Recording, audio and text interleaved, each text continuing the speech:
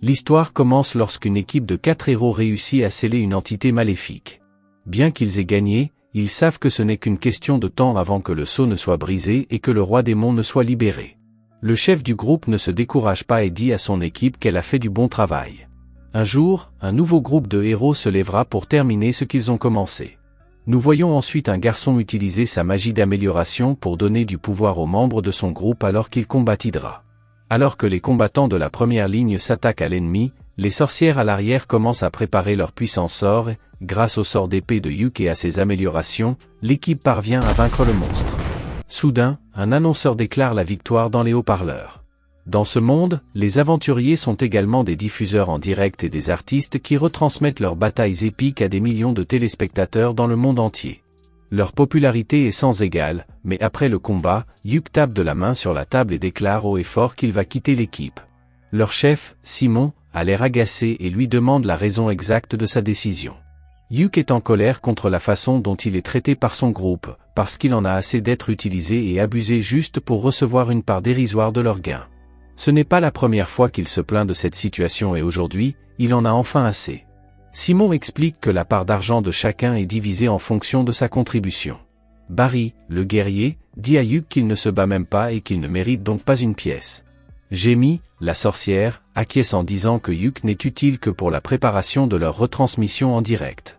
Camilla, la prêtresse, rappelle également à Yuk qu'il ne fait que brûler tous leurs objets et artefacts. Yuk répond qu'il le fait pour le bien de l'équipe et que c'est surtout elle qui bénéficie de son soutien. Simon rappelle à Yuk qu'il n'est qu'un aventurier de grade B et qu'il n'est là que parce qu'un ami lui a rendu service. S'il quitte l'équipe, il ne pourra jamais en trouver une autre par lui-même. Simon précise que Yuk ne manquera à personne lorsqu'il partira. Après avoir perdu 5 ans de sa vie avec ces losers, Yuk s'en va. La ville animée de Fini est pleine de magie et d'esprit d'aventure. Tous les habitants sont des aventuriers désireux de se faire un nom, d'améliorer leur équipement et d'acquérir la renommée des héros de rang que l'on voit sur le grand écran de la salle des guildes. La réceptionniste Mamar est surprise d'apprendre que Yuk est seul et lui tend un formulaire à remplir. Il s'appelle Yuk, il a 20 ans et il est mage rouge et alchimiste. Avant même que Mamar n'ait eu le temps d'afficher le formulaire sur le tableau d'affichage, une jeune fille nommée Marina prend Yuk dans ses bras. Elle l'appelle Sensei en disant que cela fait longtemps qu'ils ne se sont pas vus. Yuk est choqué de voir qu'il s'agit de son ancienne élève Marina, qui a grandi et est devenue une aventurière officielle. Techniquement, il ne s'est écoulé que 6 mois, mais cela semble une éternité et elle a définitivement changé depuis. Marina le remercie pour ses leçons et mentionne que ses 2 autres élèves, Silk et Rin, sont également présents. Marina ne tarde pas à inviter son ancien professeur à se joindre à leur groupe. Yuk s'assoit avec les 3 filles et aucune d'entre elles ne rechigne à se joindre à lui. Silk lui demande s'il serait heureux de rejoindre leur groupe de randée, mais Yuk lui répond qu'il en serait heureux et qu'il le préférerait à une équipe de rang plus élevé, car d'où il vient, un travail de rang aussi bas serait en fait une aubaine car il ne lui coûterait pas autant en termes d'objets et de ressources. Il s'excuse immédiatement d'avoir parlé d'un groupe de rang inférieur. Les filles n'ont pas besoin d'être convaincues et acceptent volontiers leur maître dans l'équipe. Yuk est ravi, mais il demande si elles peuvent l'appeler par son prénom. Désormais, ils travailleront ensemble sur un pied d'égalité, car les filles ont déjà un travail en vue et leur première mission les conduit dans la mine magique abandonnée, à la recherche de fer magique. Yuk a déjà effectué cette mission lorsqu'il débutait, et il se souvient qu'il y a plusieurs endroits au 6e étage du donjon où elles peuvent trouver le minerai de fer magique dont elles ont besoin. Marina s'émerveille de tous ces nouveaux paysages et sons, et Silk s'inquiète un peu de voir que leur équipe n'est pas assez forte pour aller aussi loin. Chaque étage a un boss et celui du 5e étage est connu pour être particulièrement méchant. Yuk dit que ce n'est pas un problème parce qu'ils commenceront au 4e étage et monteront progressivement. Lorsque l'équipe entre dans la mine, Marina commence à scruter le sol à la recherche de minerais et Yuk remarque que les filles appliquent à la lettre tout ce qu'il leur a appris. Il leur demande de faire une pause, car il a une méthode plus simple. Yuk sort de sa ceinture le premier de ses nombreux objets utiles, une lampe détectrice qui leur permettra de repérer facilement les pièges et les objets intéressants. Silk craint toutefois qu'un tel artefact ne soit pas bon marché pour l'entretien de son avare de maître. Yuk la rassure en lui disant qu'il n'y a pas de problème, car en tant qu'alchimiste, il peut fabriquer lui-même l'huile magique pour la lampe, sans frais. Soudain, une meute de bogles leur barre la route. Silk n'hésite pas et tire une flèche, tuant l'un des monstres avec une grande précision. Marina dégaine alors sa lame et s'élance à l'assaut des monstres. Pendant ce temps, Yuk lui lance une série de buffs qui augmentent sa vitesse, sa force et son endurance. Dans l'instant qui suit, il lance un autre sort qui gèle les monstres, ce qui permet à Marina de s'écraser sur les monstres et de les transformer en chair à canon sans difficulté. Les filles sont un peu surprises par la capacité de Yuk à lancer des pouvoirs magiques aussi rapidement et sur autant de personnes à la fois. Pour Yuk, ce n'est rien et il préfère mettre les monstres en pièces pour le minerai qu'ils contiennent plutôt que de s'en attribuer le mérite. Alors que leur voyage se poursuit, Yuk suggère qu'ils se reposent avant le prochain niveau. Au bout d'un moment, ils poursuivent leur chemin. Soudain, ils tombent dans une embuscade de mineurs morts. Yuk demande à Rin de s'occuper de ces pauvres âmes et Rin commence à invoquer un puissant sort. Yuk lance un sort de protection qui empêche les morts-vivants de s'approcher d'eux. Ce sort s'avère très utile pour les tenir à distance et donne à Rin le temps de finir de lancer son sort. Yuk utilise une capacité pour recharger Rin en mana. Il s'agit d'un type de magie rare, mais en tant que mage rouge, Yuk dispose de nombreux trucs utiles comme celui-ci et est très impressionné par l'habileté de son élève. Le long du chemin, Yuk sème de l'eau bénite afin que les morts-vivants ne puissent pas le suivre. Silk s'inquiète à nouveau car l'eau bénite n'est pas vraiment bon marché, mais Yuk a déjà participé à un camp biblique et peut créer de l'eau bénite lui-même. Les filles sont ravies de l'avoir dans l'équipe et il dit qu'il sera heureux de leur enseigner tout ce qu'il sait. Après avoir atteint l'étage suivant, l'équipe décide de faire une pause et Yuk sort son équipement.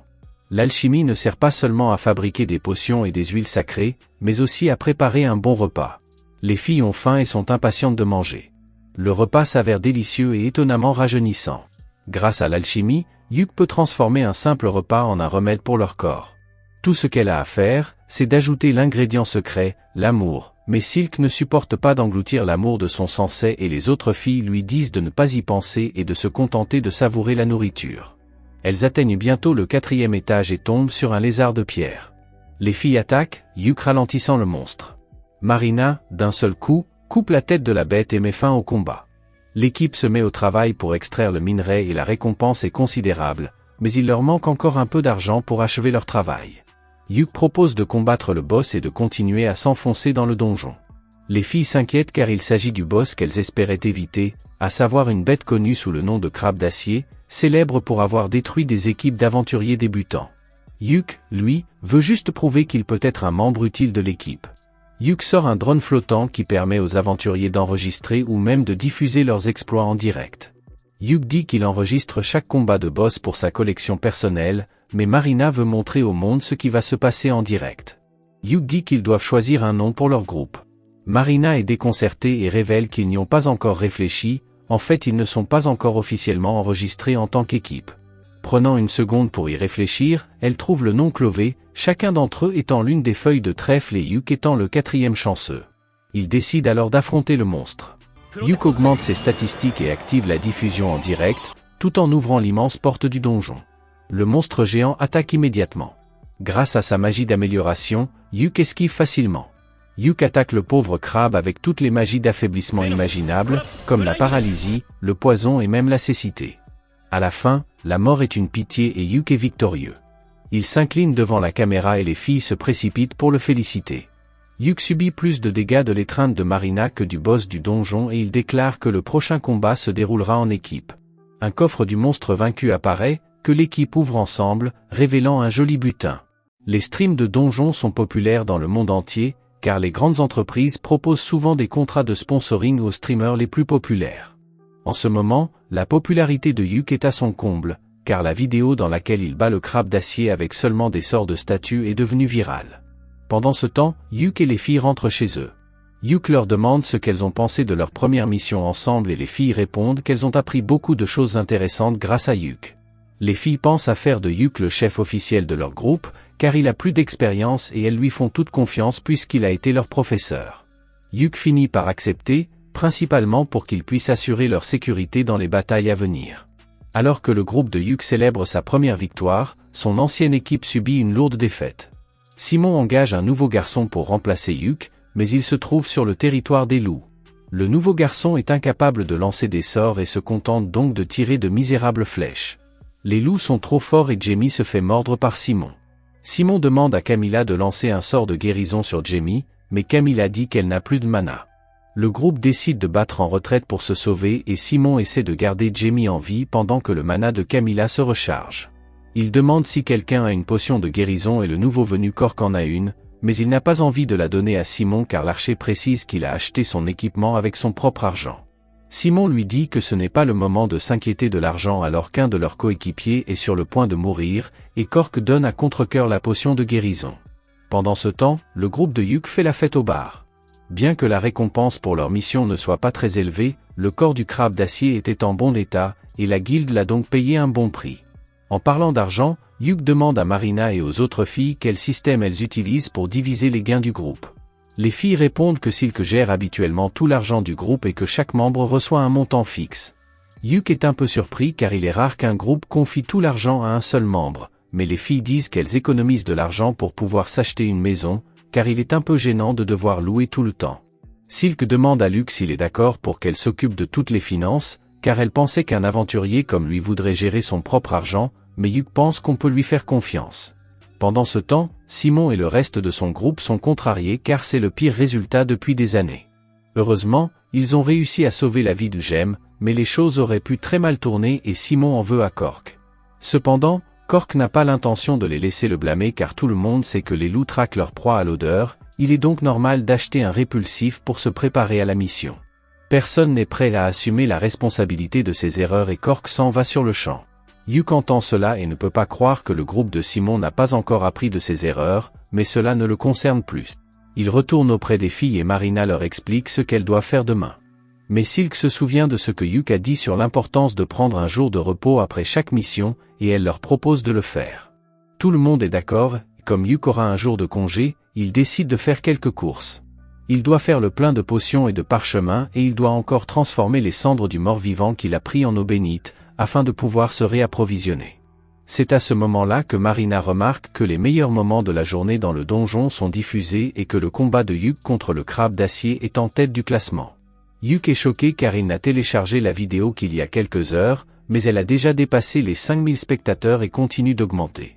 Les gens trouvent vraiment intéressant que quelqu'un avec un travail aussi obscur que le Red Wizard ait été capable de faire tomber un crabe rouge sans même avoir besoin de le toucher. Les présentateurs disent à tout le monde de garder un œil sur Hugh et son groupe, car il pourrait devenir l'équipe la plus forte du monde. Simon et les autres membres de son groupe voient également la vidéo de Hugh et sont tous incroyablement jaloux que Hugh se débrouille bien sans eux, mais refusent toujours d'admettre que Hugh aurait pu leur être plus utile que ce qu'ils lui ont dit. Il semble cependant qu'il y ait quelqu'un d'autre qui déteste Hugh et qui semble furieux que Hugh se sente à l'aise avec son nouveau groupe. Quelques jours plus tard, Hugh est de retour à la guilde des aventuriers et regarde le tableau d'affichage pour voir s'il peut trouver des quêtes qui conviendraient aux filles. Voyant qu'il a du mal à se décider, la réceptionniste s'approche de lui et lui demande si elle peut l'aider. Hugh lui demande s'il existe des missions assez faciles mais qui rapportent une somme d'argent décente. La jeune fille lui répond qu'il ne trouvera jamais de mission parfaite, mais compte tenu des circonstances, elle lui indique une mission de rancée, qui consiste à récupérer des pierres magiques dans la forêt d'Ordon. Hugh pense que cela pourrait convenir, mais il est un peu curieux de savoir pourquoi la mission est de rancée, alors que la récupération de pierres magiques n'est généralement que de randée. Elle explique qu'une grosse bête magique a été repérée près de la forêt, et que la mission est donc un peu plus dangereuse que d'habitude. À ce moment-là, Marina entre dans la guilde et dès qu'elle entend le mot mission, elle crie immédiatement que leur groupe l'acceptera. Marina dit qu'elle n'a pas besoin de connaître les détails car si Hugh pense qu'ils peuvent le faire, alors elle est sûre qu'ils pourront accomplir la mission. Ce ne devrait pas être trop difficile de toute façon puisqu'elle et les autres ont déjà fait une mission dans cette forêt.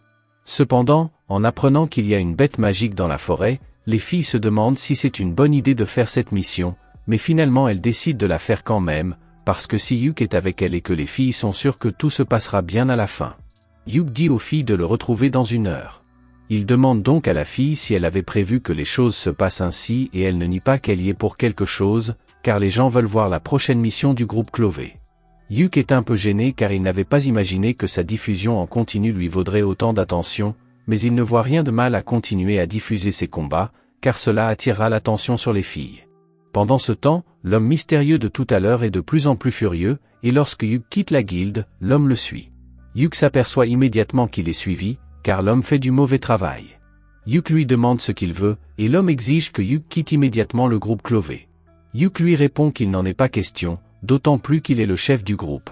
L'homme n'arrive pas à croire que ces belles filles ont fait de Hugh leur chef après seulement un jour. Le gros homme a proposé 1 million de fois de rejoindre leur groupe, mais les filles l'ont toujours refusé. Yuk se rend compte que ce gros homme voulait créer un harem de filles. Voyant son rêve s'évanouir, l'homme dégaine son épée pour attaquer Yuk. Yuk jette calmement un piège au pied de l'homme et se retourne pour partir. L'homme l'attaque, mais le piège de Yuk le fait glisser et tomber au sol. Une fois dans la calèche, Yuk raconte aux filles sa rencontre avec l'homme gros et pathétique. Les filles le reconnaissent comme étant Bezio et disent que l'homme a essayé de rejoindre leur groupe à plusieurs reprises. Yuk les rassure en leur disant que ce n'est pas de leur faute et qu'il a d'ailleurs laissé l'homme inconscient au milieu de la route, afin qu'elles puissent le dénoncer à leur retour en ville. Avant qu'elles n'arrivent à destination, Yuko veut revoir une dernière fois l'objectif de leur mission. Il s'agit d'aller chercher 3 pierres magiques dans la forêt d'Ordon. Comme les filles disent qu'elles sont déjà venues, Yuk leur demande à quoi ressemble la forêt. Marina répond qu'elles n'ont pas rencontré de monstre.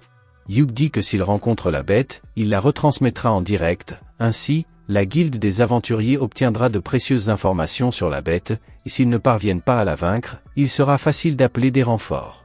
Une fois arrivés, Yuk lance le streaming et le groupe commence à se frayer un chemin dans la forêt. Ils atteignent bientôt la cascade où ils doivent récupérer les pierres magiques, mais Yuk leur dit d'attendre, car il sent que la bête magique arrive, et celle-ci se révèle enfin. Il s'agit d'un monstre de haut niveau que l'on ne trouve habituellement que dans les parties les plus profondes du donjon de Zarnak. Les filles ne sont pas assez fortes pour affronter ce monstre ou même survivre une minute contre lui, alors Yuk s'avance devant elles et dit à Silk de ramener les autres à la guilde des aventuriers.